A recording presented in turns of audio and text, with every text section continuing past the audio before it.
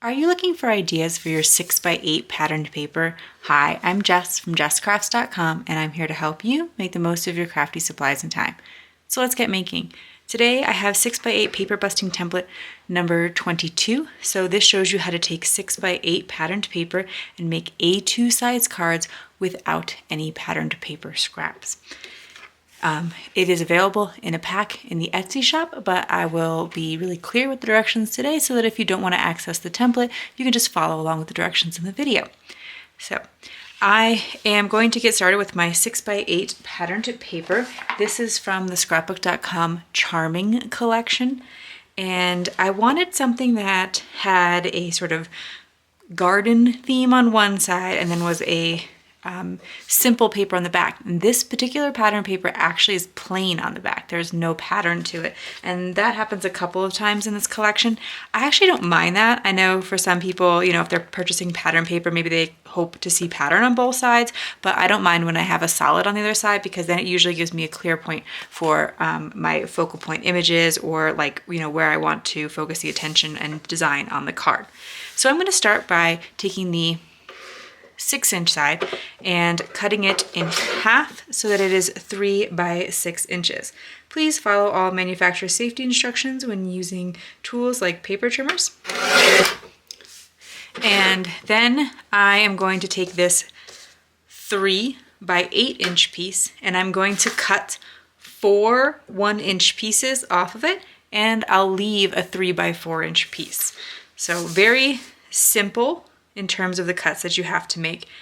I'm going to take the 8 measure to 7, then 6, 5, and then 4. So rather than measuring, like pulling my paper and measuring to the 1-inch mark each time, I'm just subtracting an inch.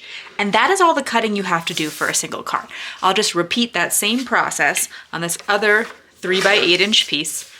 Again, cutting 4 pieces that are 1 inch tall and 3 inches wide. And so going to 7, 6, 5, and 4.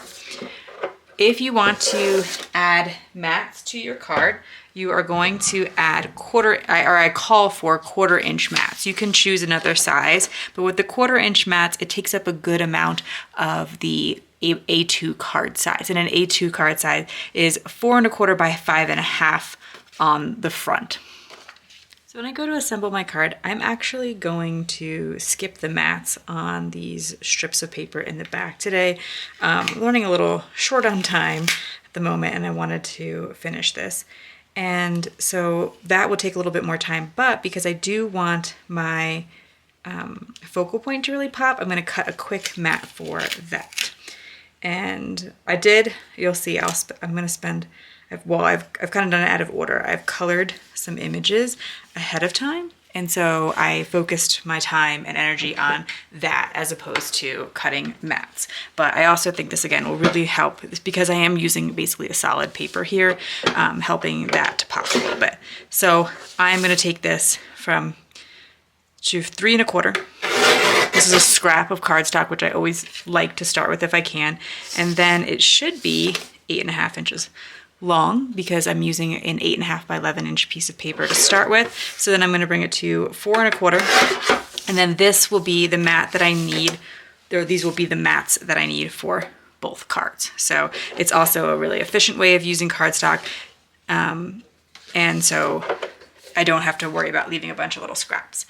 Now, of course, there are no pattern paper scraps. That is the idea behind these templates. And here I would say your most important focus is trying to get these edges to line up, so you could put like a ruler down or a piece of paper or something to kind of help you to line that up. I don't worry too much about being perfect on that. Now, I want to use for my embellishment today, if you see, I could attach this down and then that would be the basics of the card sketch. So if you just want to know how to assemble or make this card, that is all the information that you need. But in terms of embellishing this card today, I am going to use the Fawn Veggie Happy stamp set, and I'm going to make a birthday card, and I want to use wishing you a veggie happy birthday. So I want to stamp directly onto this, again, because in the interest of like not taking too long.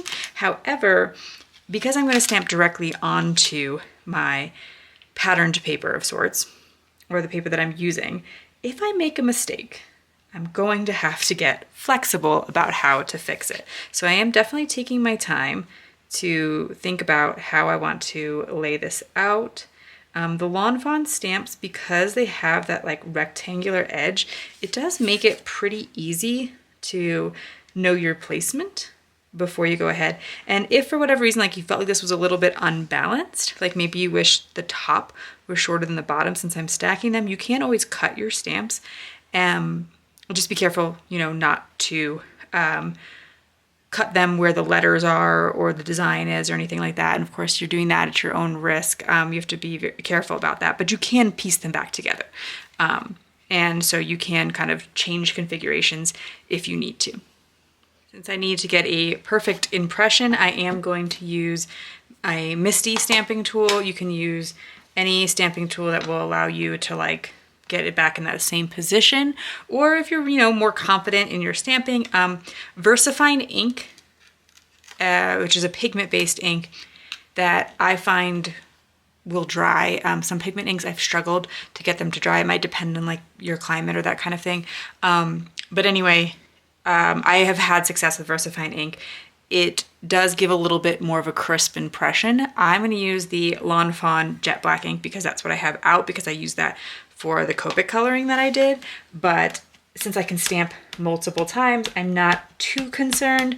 I do realize black on this, you know, darker blue may not be the most readable. You might want to stamp it and emboss it or something like that to make it a little bit more of a standout sentiment or that kind of thing.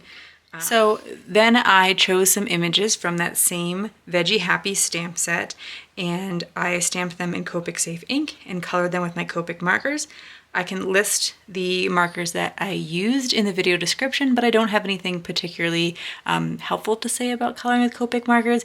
I do tend to start with my darkest color and blend into my lightest color, and I do tend to use 2 to 3 colors, especially over a larger area. Sometimes I'll use 4 if it's a particularly large area, just to add a little bit of depth and dimension to my coloring, but nothing super fancy going on there. And then I did have the coordinating dies. This particular set has a coordinating die that allows you to cut these waves in this like little plant area or this little soil area, and so that is one of the reasons I went with it. Also because there are so many tiny bits and images in this stamp set, I don't always get coordinating dies. I will a lot of times fussy cut things out, but I will be able to tuck these little veggies into the soil area there, and that's kind of a fun feature. You could, of course, you could do that carefully with an X-Acto knife or something like that, but I did use the coordinating dies, and so I will glue those first down to the soil patch and then the soil patch onto my card, and I will probably pop up this little critter here to give it a little bit of extra depth.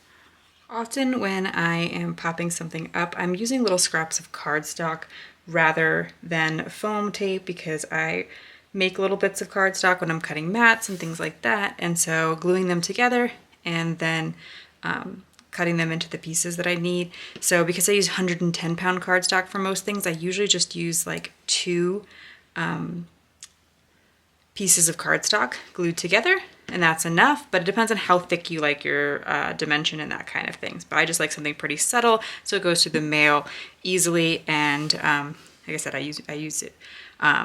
Those little cardstock scraps saves a tiny amount of money here and there. And so then I have a little gardening scene and my card is complete. I think that this would look great on a patterned paper that was like kind of subtle. There was a couple other ones in the collection, and I will make a second one of this card too. I might change up the sentiment or something like that because I don't know that I need two of the same exact birthday card, but like this particular patterned paper has a sort of subtle tone on tone and then the flowers on the back, and I still think this would work out pretty well. You just want to think about whether or not your sentiment will be readable, and if you're a little concerned about the readability of your sentiment, then I would stamp your sentiment on like a banner, like a die cut a piece of paper or cardstock and stamp your sentiment on that, like a banner die, or just cut a strip of cardstock and use that for your sentiment instead so that it can remain really readable. So as mentioned, I will create another duplicate of this card with the same patterned paper. I can change up the sentiment or the images that I'm using to make it a little bit different, but I will be able to create two cards with one 6x8 piece of patterned paper and no patterned paper scraps.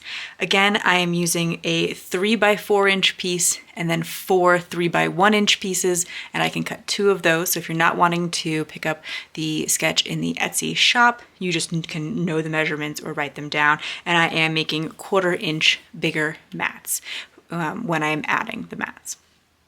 If you found this video helpful, here's another video where you can find more ideas for enjoying your crafty time and supplies.